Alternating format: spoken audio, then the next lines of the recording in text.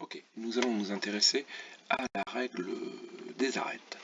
Donc, on se situe à l'intérieur, pas sur un pli, pas sur un bord, mais on se pose la question combien d'arêtes autour de l'intersection des treillis. Donc, voilà. Donc ici, on peut, autour de cette intersection que je pointe, je peux avoir 0 arête.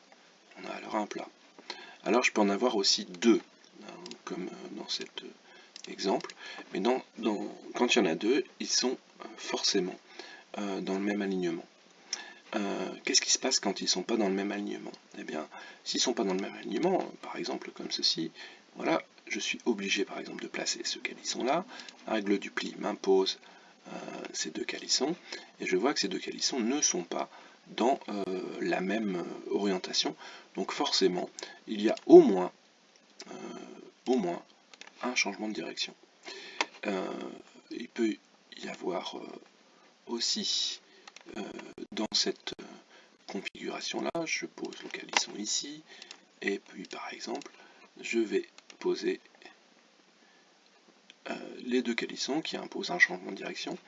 Bon, donc il y en a forcément 3. Et en fait, quand il y a 3 directions d'arêtes, quand il y a 3 arêtes, pardon, elles sont dans ces configurations-là, à une rotation près.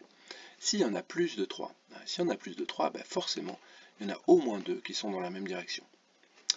Et donc, je pose le troisième, par exemple celui-ci.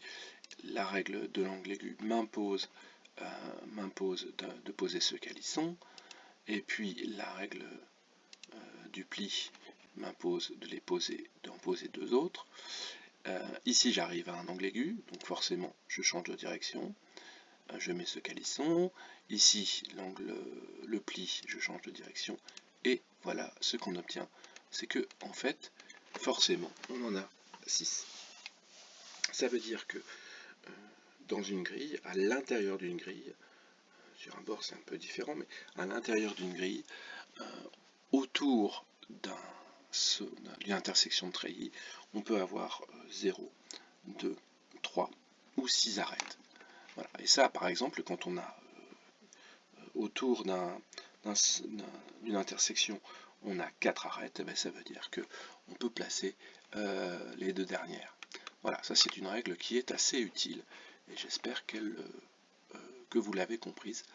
Et essayez-la, exercez-vous, et vous allez voir que c'est assez intéressant. À bientôt.